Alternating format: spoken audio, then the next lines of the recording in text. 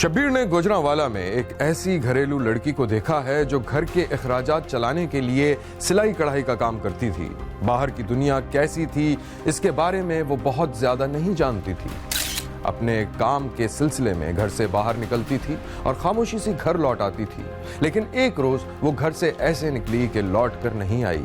मैं हूं पारस मसरूर और आप देख रहे हैं कोई देखे न देखे, शब्बीर तो देखेगा। शब्बीर ने देखा कि 30 साला शाजिया सिलाई मशीन चला रही थी और करीबी फर्श पर उसके सिए हुए कपड़े पड़े थे, जिसे उसकी माँ तय करके प्लास्टिक की थैलियों में रखती जा रही थी। ये ले भाई, तेरे 10 जोड़े मैं पैक करके ले आई हूँ, तो अब तू जल्दी से जा और दे आ। अच्छा अम्मा, बस जा रही हूँ देने के लिए, आज ही ये डिलीवरी करनी है। तो मैं ना किचन में जाकर ना जरा हाँ देख लूँ है। अच्छा अम्मा, बस ये आखिरी सिलाई रह गई है, मैं भी जा रही हूँ। वो डायरी का है मेरी हिसाब वाली? अरे वो सामने ही तो रखती है। माँ खाना पकाने चली गई और शाजिया डायरी में हिसाब किताब लिखने में मसरूफ हो गई। फिर वो अपनी जगह से उठी, पैक किए हुए कपड़ों को एक बड़े थैले में डाला और कुछ सोचने लगी। फिर जैसे उसे कुछ याद आ गया। अरे अम्मा, वो पता नहीं क्या कहने लगी थी मैं। अच्छा अम्मा, मैं ये देने जा रही हूँ, फिर आके बात करती हूँ। सही। शाजिया दरवाजे पर खड़े होकर इधर उधर देख रही थी कि एक रक्षा सवारी छोड़ने को रुका। रिक्शे वाले भाई। जी बाजी। वो मार्केट तक जाना है। जी चलें, बैठे। कितने पैसे लोगे? 300 रुपए दे दीजिएगा। अरे भाई पागल हो गए क्या? ये साथ मार्केट तक जाना है, 300 किस चीज के?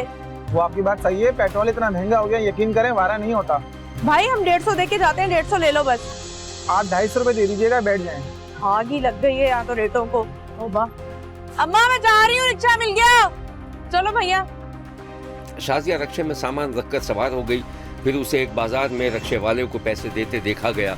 शाजिया एक लेडीज रेडीमेड की दुकान पर पहुंच चुकी थी।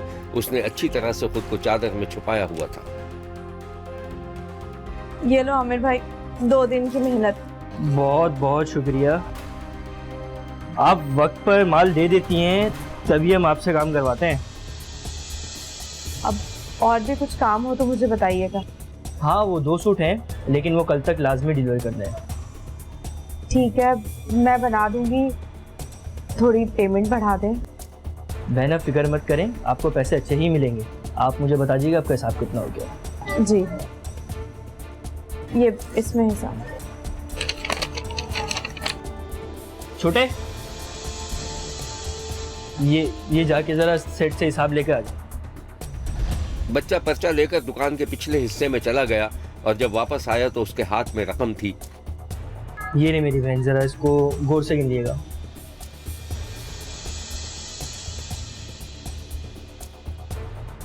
जी शुक्रिया। अच्छा, वो सूट जो हैं आप 9 बजे से पहले दे दिएगा, क्योंकि हमें दुकान भी बंद करनी होती है, तो 9 बजे तक दुकान हमारी बंद हो जाती है। चले ठीक है।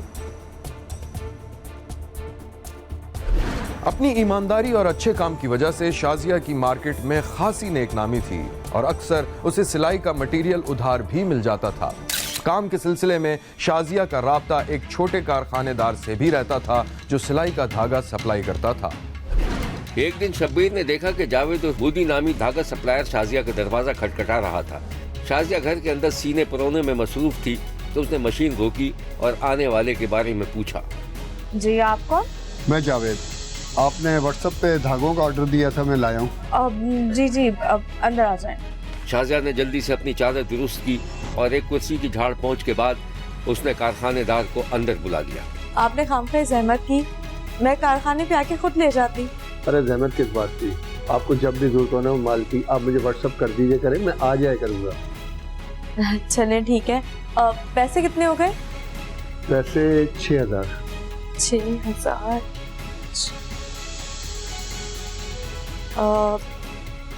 6000 तो नहीं है अभी मेरे पास, घर पे 2000 रखे, बाकी फिर मैं कारखाने पे दे दूंगी। कोई मसला नहीं, ये घर वाली बात है, जब हो आप दे दीजिएगा मुझे। ठीक है, मुझे इजाज़त है, मैं चलता हूँ। और फिर आपको जरूरत पड़े माल की तो मुझे व्हाट्सएप कर दीजिएगा। जी जरूर, बहुत शुक्रिया।